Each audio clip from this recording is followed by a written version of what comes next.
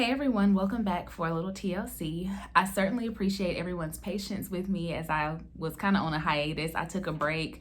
There was a lot going on and I got married over that break time. And so I've been adjusting to that new life and all of that, but I'm excited to be back. We were in the middle of a series titled Watch Your Mind when I went on my hiatus without telling anybody. And we're going to get back to that. But over the break, I got some lessons from the Lord. And so I wanted to talk to you all today about two lessons that I got from my Google Gmail storage being about to run out. So let's get into it.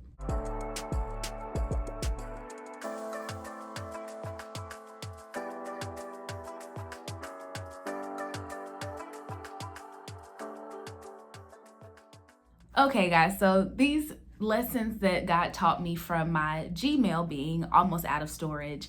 I've been receiving emails probably for the last couple months about how my Gmail is about to run out of storage, about how I need to clear some things out, or else I'm going to stop being able to receive and send emails starting after it was a certain week in September. And so the way I saw it, I had three options maybe. So the first option is to pay this $2.99 that keeps flashing across my computer screen to pay in order to get more storage. I also could, number two, start over an entirely new email address, which, I probably would need. So this is my personal email address and it's my former last name. And so I'm like, okay, I probably do need to get a new email address that has my new last name. Perfect timing. Then the third option is for me to try to clear out some of the things from that old email address. And it actually prompts you to remove some of these large files that you have and these large attachments. But I had already tried that and it seemed like the more I deleted, the more over capacity I was. So really that just left me with two options. Number one, pay the $2.99, or number two, start a whole new email. And so these are the two lessons that I learned from that. So lesson number one from option number one, okay? That's number one, to pay $2.99 for more storage. So I'm sitting here, I'm looking at the $2.99 button, trying to decide if I'm going to pay to get some extra storage. People who know me know I am very frugal, or I like to call it being fiscally responsible. So the answer was probably going to be no. Either way when it comes to paying some additional money. But as I considered this option, God made me think about how much I was willing to pay in order to keep some old stuff. And so I thought about it as kind of like how people will buy a storage unit to house some things or to store some things that probably should have been thrown away or given away altogether. And so in the spirit, sometimes holding on to things will cause us our joy, our peace, relationships, chances to move forward, chances to do ministry. Like I was thinking about, and my pastor preached about several weeks ago, these potential disciples who did not move forward in following Jesus because they're trying to hold on to the past. They're trying to go run back and say goodbye to their family members. They're trying to bury loved ones, and they're so busy looking backwards, trying to hold on to those things that are behind them, that they did not move forward. And it's the same in the physical sense, like that storage unit. You're paying all this money from month to month when you could have just thrown away or given away these items that you're putting in storage. So sometimes holding on to the old can cost us something, and that cost, even if it's something like $2.99, is too much. If it's preventing us from moving forward, if it's preventing us from letting go, if it's preventing us from walking in what God has told us to do. So one lesson from option one: how much am I willing to pay to hold on to old stuff, this old email address, these old emails, this ability to send and receive emails from this old account. So when it came to Gmail, I figured I didn't want to pay anything at all, which is how I am for most things. And so I decided I was going to skip down to option two, which is to create a new email. And so like I said earlier, creating a new email seemed to make a lot of sense to me because, I have a new last name. I can start my new email with that. And to me, that seemed kind of like a sign from God that, it's time for me to start this new email address. Perfect timing. But starting a new email, while I can definitely start afresh, didn't solve all of my problems, because I started to think about all of my accounts that are attached to this current or this old email that I have. I started thinking about specifically my work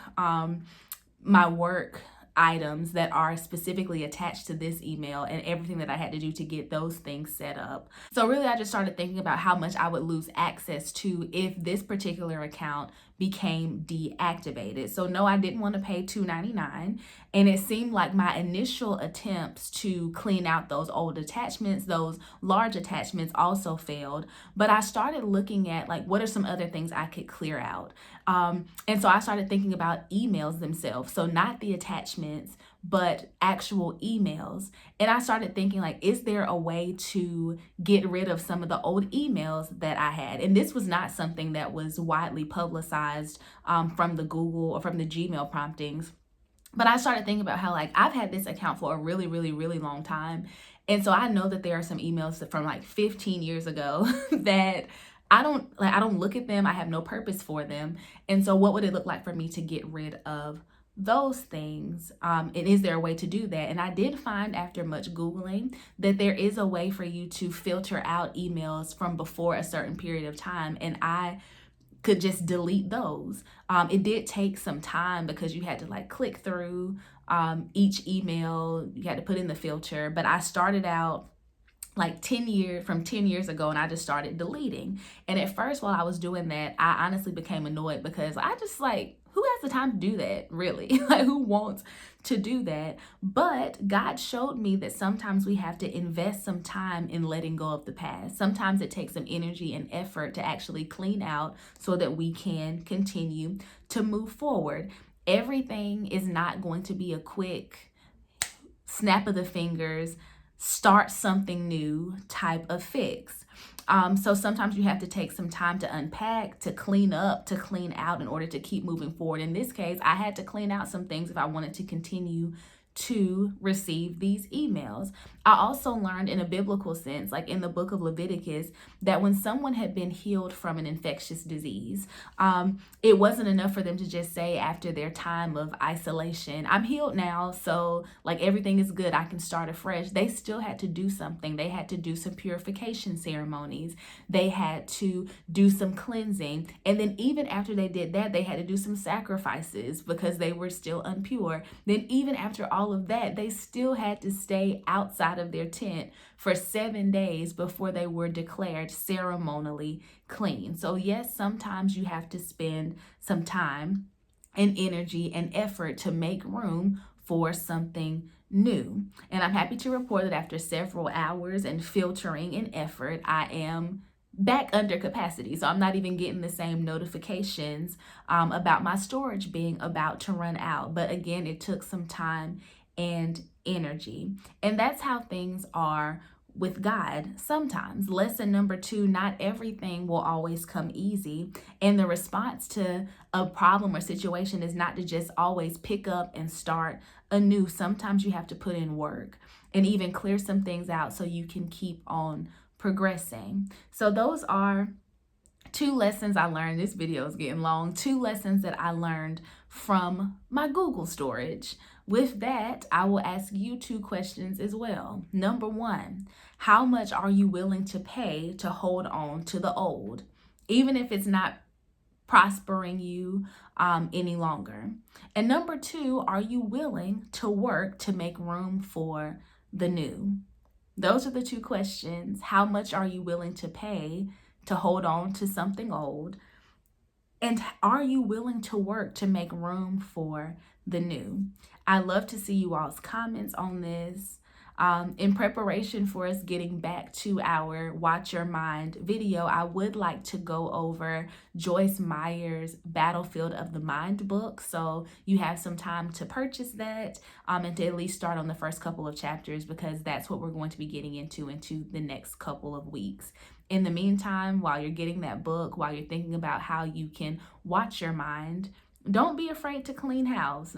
Don't be afraid to clean house. I hope that you all have a wonderful week, and I will see you next time, for real, next week, for a little TLC. Bye-bye.